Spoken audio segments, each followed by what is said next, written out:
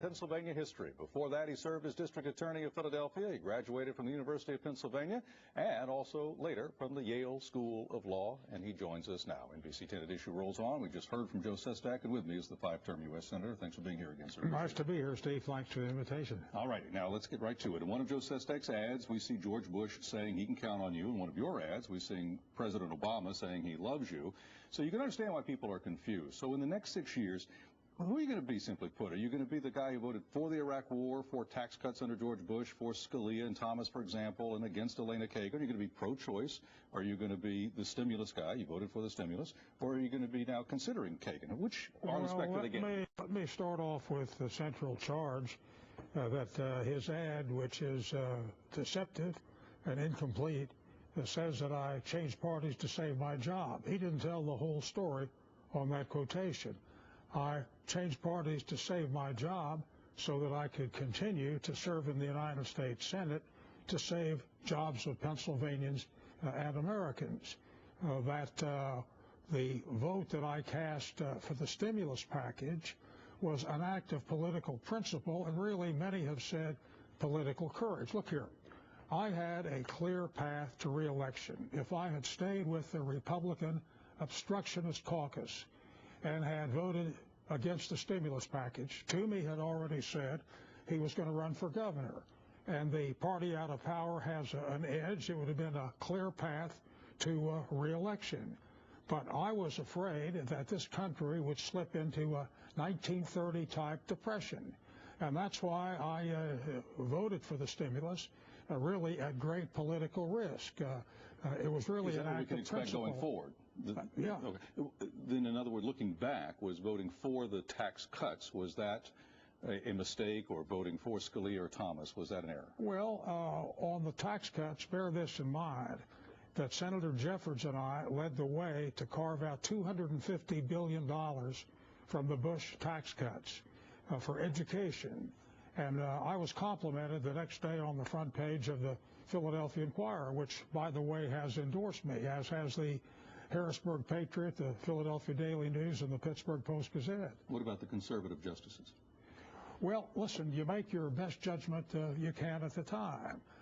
That is more than offset by the leadership against Bork. Had Judge Bork been confirmed to the Supreme Court of the United States, it would be a different America. You would have had Roe versus Wade. Let's talk about judgment then. In 2008, you cast your personal vote for John McCain for president. That also set up the possibility, had he won, that Sarah Palin could possibly have become president of the United States. Is that good Democratic judgment? Well, Sarah Palin's selection by John McCain has been questioned by many people, including Arlen Specter. When I was within the Republican Party, I tried hard to moderate the party. I was about the only guy on the Republican side who would cross the aisle when Senator Ted Kennedy was looking for a co-sponsor for hate crimes legislation. I was the only person who would support him. So it is true that I had supported Republicans. But bear this in mind, Steve, while my tenure in the Senate has been marked by independence, and I've voted with the Democrats on the big issues more often than with the Republicans. Now, I'm specific.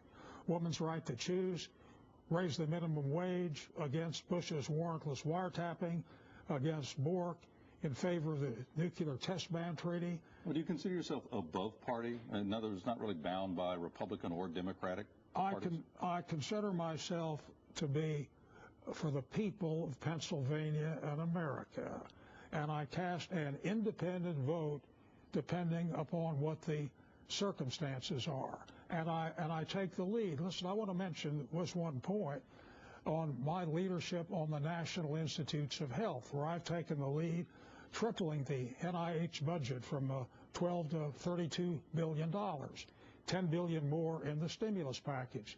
Saved a lot of lives, prolonged a lot of lives, and the Republicans hated my taking the lead on spending. Well, here's something that's Republican and Democrat commented on. According to The Hill on March 17th of 2009, you said, quote, I think each of the 41 Republican senators, in a sense, and I don't want to overstate this, is a national asset, because if one was gone, you'd only have 40. The Democrats would have 60, and they would control all the mechanisms of government, end quote. That sounds like you think Democratic control is not a good thing. Well, I believe that the Republicans have gone too far. They have used the filibuster, I don't know whether it's 70, 80, or 90 times. They filibuster a judge where he's confirmed 99 to nothing. I think it has been overused. I think that has caused gridlock in Washington.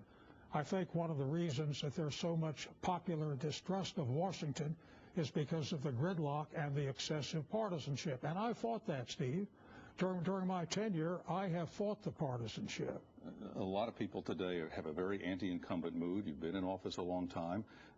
What do you say to them about, well, yes, I've been in office a long time, but don't hold it against me? Well, there is an anti-incumbent mood, but I'm fighting it. Look here. When the August town meetings came up, I went out to defend Obama and the comprehensive health care plan. Had a town meeting in Lebanon, which got national publicity. A guy from the Tea Party gang rushed up to me with his fist clenched. "You're going to ruin the country," he screamed at me. But why do you call them the Tea Party gang?